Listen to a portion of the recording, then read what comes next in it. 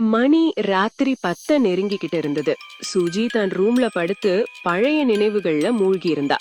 வழக்கமா அவளை வாட்டி வதைக்கிற அந்த பழைய கசப்பான சம்பவங்களும் குற்ற உணர்ச்சியும் இன்னைக்கும் அவளை தூங்க விடாம பண்ணுச்சு. ஆனா இன்னைக்கு எக்ஸ்ட்ராவா வருண் பத்தின நினைவுகளும் அவளுக்குள்ள ஓடிக்கிட்டு இருந்தது. அவனோட அந்த நக்கலான பேச்சு, ஆனா அதே சமயம் அவளோட வலிய அவன் புரிஞ்சுகிட்ட விதம், இதெல்லாம் பார்க்கும்போது மனசுல ஆறாம இருக்கிற காயத்துக்கு வருண் ஒரு மருந்தா இருப்பானோன்னு அவளுக்கு தோணுச்சு. அவங்கிட்ட இருந்த ஏதோ ஒரு விஷயம் அவளை பயங்கரமா ஈர்த்திருந்தது.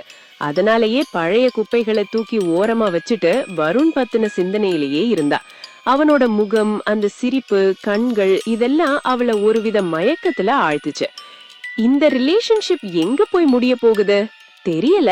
ஆனா ஒண்ணு மட்டும் கன்ஃபார்ம், வருண் அவ வாழ்க்கையில ஒரு பெரிய டர்னிங் பாயிண்டா இருப்பான். இப்படி அவனை பத்தி யோசிச்சுட்டு இருக்கும் போதுதான் டெய்லி கேக்குற அந்த தூரத்து சத்தம் இன்னைக்கும் கேட்க ஆரம்பிச்சது. சுஜியோட கவனம் டக்குன்னு அது பக்கம் திரும்பிச்சு. என்ன சத்தம் இது? ஏன் தினமும் இதே நேரத்துக்கு கேக்குது?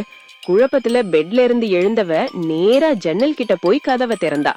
நேத்து கேட்டதை விட இன்னைக்கு சத்தம் ரொம்ப அதிகமா இருந்தது. காத்துல மிதந்து வந்த அந்த சத்தம் வெறும் இறைச்சலா மட்டும் இல்லாம யாரோ கத்துற மாதிரியும் அலர்ற மாதிரியும் இருந்தது. தூரத்துல தெரிஞ்ச அந்த அடுக்குமாடி பில்டிங்ல இன்னைக்கும் லைட் எரிஞ்சிட்டு இருந்தது. அந்த வெளிச்சமும் அதை சுத்தி இருந்த இருட்டும் பார்க்கவே ஒரு மாதிரியான மர்மமா இருந்தது. அங்க இருந்துதான் அந்த சத்தம் விடாம வந்துகிட்டு இருந்தது. மிட் நைட்ல அப்படி அங்க என்னதான் நடக்குது? சுஜிக்கு தலை பிச்சுக்கிச்சு.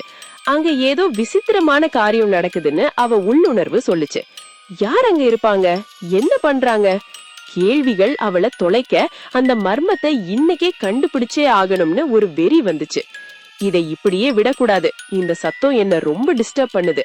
ஏற்கனவே ஏகப்பட்ட பிரச்சனை, இதுல தூக்கத்தை கெடுக்கிற மாதிரி இந்த சத்தம் வேற. முதல்ல இது என்னன்னு பாக்கணும் அப்படின்னு முடிவு பண்ணிட்டு ரூம்ல இருந்து கிளம்பினா. முதல்ல கொஞ்சம் தயக்கமாவும் பயமாவும் தான் இருந்தது. நடுராத்திரியில ஆள் நடமாட்டமே இல்லாத இந்த ஊர்ல தனியா போறது சேஃபான்னு யோசிச்சா.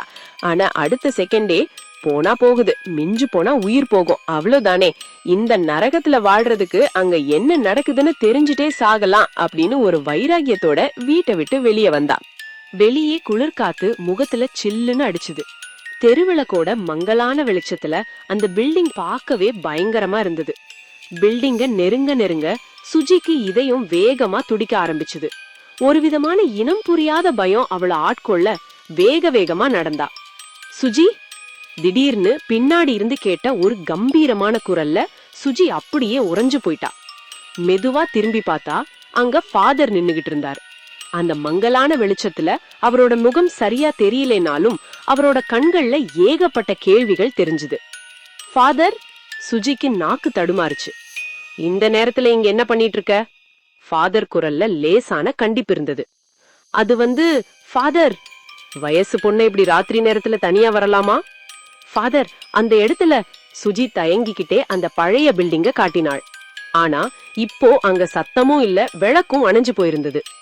வாட்? இப்பதானே லைட் எரிஞ்சது, சத்தமும் கேட்டுச்சே. சுஜி குழம்பி போய் நிக்கும் போது ஃபாதரும் அந்த பில்டிங்க பார்த்தார். என்ன சுஜி, அங்க என்ன இருக்கு? அந்த பில்டிங்ல இருந்து தினமும் நைட் ஆனா சத்தம் கேக்குது ஃபாதர், யாரோ பேசுற மாதிரி, கத்துற மாதிரி. என்ன சொல்ற? அங்க ஒண்ணுமே இல்லையே. இப்போ இல்ல ஃபாதர், கொஞ்ச நேரத்துக்கு முன்னாடி கேட்டுச்சு. நான் நிஜமாவே பார்த்தேன். அது என்ன பில்டிங்? அங்க யாரு இருக்காங்க? ஃபாதர் கண்ணை சுருக்கி அந்த பில்டிங்க பார்த்தார். அவரோட முகத்துல ஒரு சின்ன கவலை வந்துட்டு போச்சு. இத தெரிஞ்சுக்கதான் ராத்திரி நேரத்துல இங்க வந்தியா? இதெல்லாம் உனக்கே நல்லா இருக்கா? முதல்ல கிளம்பு, நான் உன்னை வீட்டுல விடுறேன். மத்தத நாளைக்கு காலையில பேசிக்கலாம். இல்ல ஃபாதர், அங்க ஏதோ... சுஜி விடாம சொல்ல வந்தாள். சுஜி, நான் சொல்றத கேளு. உனக்கு என்ன சந்தேகம் இருந்தாலும் நாளைக்கு சர்ச்சுக்கு வந்து என்ன பாரு. இப்போ இங்க நிக்காத, வா போலாம். ஃபாதரோட குரல்ல ஒரு அதிகாரம் இருந்தது. அவரோட முகத்தை பார்த்ததுமே சுஜிக்கு இதுக்கு மேல அங்க நிக்கிறது சரி வராதுன்னு புரிஞ்சுது. அவள் தலையாட்டிட்டு மெதுவா ஃபாதர் கூடவே வீட்டுக்கு நடந்தாள். போற வழியில அவ மனசு முழுக்க அந்த பில்டிங் பத்தின யோசனை தான். நாளைக்கு சொல்றேன்னு சொல்றாரே, அப்ப அங்க என்ன நடக்குதுன்னு ஃபாதருக்கு தெரியுமா? தெரிஞ்சா ஏன் இப்பவே சொல்ல மாட்டேங்கிறாரு? இந்த கேள்வி அவளை கொடைஞ்சுது. வீட்டுக்கு வந்து படுத்தும் அவளுக்கு தூக்கம் வரல. அந்த மர்மமான சத்தமும் ஃபாதரோட ரியாக்ஷனும் அவ கண்ணு முன்னாடியே வந்து போச்சு. நாளைக்கு காலையில விடிஞ்சா எல்லாத்துக்கும் பதில் கிடைச்சிரும்னு ஒரு நம்பிக்கையில கண்ண மூடினாள். மறுநாள் காலையில் லாவண்யா அப்படின்னு உரிமையோட கூப்பிட்டுக்கிட்டே அகிலா லாவண்யா வீட்டுக்குள்ள வந்தாங்க. ஹால்ல சோஃபால உட்கார்ந்து டிவி பாத்துக்கிட்டு இருந்த சபரி திரும்பி பார்த்துட்டு யாரு நீங்கன்னு ஒரு மாதிரியான அதிகார தோரணையில கேட்டான். சபரிய பார்த்ததும் அகிலாவோட முகம் டக்குன்னு மாறிடுச்சு. அவங்க கண்ணுல ஒரு சந்தேகம் தெரிஞ்சது. லாவண்யா இல்லையா? குளிச்சிட்டு இருக்கா. நீங்க யாரு? சபரி அவங்களையே உத்து பார்த்தான். நான் அகிலா, லாவண்யாவுக்கு தெரியும், இதே தெருவுல தான் இருக்கேன் அப்படின்னு சுருக்கமா முடிச்சுக்கிட்டாங்க. ஓ, நீங்க தானா அது? லாவண்யா சொன்னா. உட்காருங்க அப்படின்னு கையால சோஃபாவை தட்டி காட்டினான். இருக்கட்டும் அப்படின்னு அகிலா நின்னுகிட்டே இருக்கும்போது லாவண்யா தலைய துவட்டிக்கிட்டே அங்க வந்தா. அவ முகத்துல ஒரு டயர்டு இருந்தாலும் கூடவே ஒரு சந்தோஷமும் தெரிஞ்சது. அம்மா வாங்க, ஏன் நிக்கிறீங்க, உட்காருங்க. லாவண்யா உற்சாகமா கூப்பிட்டா. என்னங்க, நேத்து ஸ்வீட் கொடுத்தாங்கன்னு சொன்னேனே, இவங்கதான் அந்த அம்மா.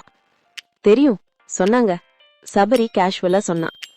அகிலா சபரிய பார்க்காம லாவண்யா பக்கம் திரும்பி, டாக்டரை பாத்தியா, என்ன சொன்னாங்க பாசமா கேட்டாங்க. லாவண்யா வெக்கப்பட்டுக்கிட்டே, டெஸ்ட் எடுத்தேன் அம்மா, பாசிட்டிவா வந்திருக்கு, இப்போதான் கன்ஃபார்ம் பண்ண டாக்டரை பார்க்க கிளம்புறோம் அப்படின்னா. நீ கர்ப்பமா தான் இருக்க, அதுல சந்தேகமே வேண்டாம், குழந்தை நல்லபடியா பிறக்கும், கவலைப்படாத. அகிலா மனசார வாழ்த்துனாங்க. உங்களுக்கு தான் நான் தேங்க்ஸ் சொல்லணும், இந்த ஊருக்கு வந்த முதல் நாளே எனக்கு ஒரு நல்ல நியூஸ சொல்லியிருக்கீங்க, லாவண்யா நெகிழ்ச்சியா சொன்னா. அப்போ சபரி இடையில புகுந்து, ஹலோ மேடம், பாப்பா வரதுக்கு மெயின் ரீசனே நான் தான், அத மறந்துட்டு அவங்களுக்கு தேங்க்ஸ் சொல்றீங்களே என்று நக்கலா கேட்டான். என்னங்க இது, கெஸ்ட் முன்னாடி இப்படி பேசிட்டு இருக்கீங்க?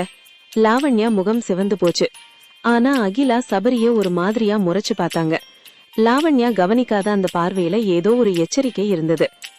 சரிம்மா, நீ டாக்டரை பாத்துட்டு வந்து சொல்லு, உனக்கு நான் ஊறுகாய் போட்டு எடுத்துட்டு வரேன், அகிலா பாசமா சொன்னாங்க. ஐயோ, எதுக்குமா சிரமம், அம்மான்னு சொல்லிட்டல்ல, அப்புறம் என்ன சிரமம், நான் போயிட்டு வரேன் அப்படின்னு லாவண்யா தலையை தடவி கொடுத்துட்டு கிளம்புனாங்க. கிளம்பும்போது சபரி பக்கம் திரும்பி கூட பாக்கல. இந்த அம்மாவுக்கு என்ன பிடிக்கலன்னு நினைக்கிறேன், சபரி ஒரு மாதிரியா சொன்னான். ஏன் அப்படி சொல்றீங்க? வந்ததுல இருந்து என்கிட்ட ஒரு வார்த்தை ஒழுங்கா பேசல, ஒரு சிரிப்பு இல்ல, போயிட்டு வரேன்னு கூட சொல்லல, நான் என்ன பண்ணினேன் இவங்களுக்கு? லாவண்யா அவன் கைய பிடிச்சுக்கிட்டு, அப்படியெல்லாம் இருக்காதுங்க, அவங்க ஹஸ்பண்ட் அவங்கள ஏமாத்தி இந்த வீட்டை பறிச்சுக்கிட்டாராம், அந்த ஒரு கோவம் ஆம்பளை மேல இருக்கலாம், மத்தபடி உங்களை அவங்களுக்கு பிடிக்காம என்ன காரணம் இருக்குன்னு சமாதானப்படுத்தினான். இருக்கலாம், சபரி யோசனையா தலையாட்டினா. அப்புறம் சபரி, எனக்காக ஒரு விஷயம் பண்ணுங்க, உங்களுக்கும் ஒரு நல்ல டாக்டரை பாத்துடலாம். எனக்கா? எதுக்கு? பின்ன என்ன, நேத்து நைட்டும் தூக்கத்துல எழுந்து போய் அடுப்பு ஆன் பண்ணி கைய சுட்டுக்கிட்டு வந்திருக்கீங்க, டெய்லி இதையும் பண்ணிட்டு இருந்தா என்ன அர்த்தம்?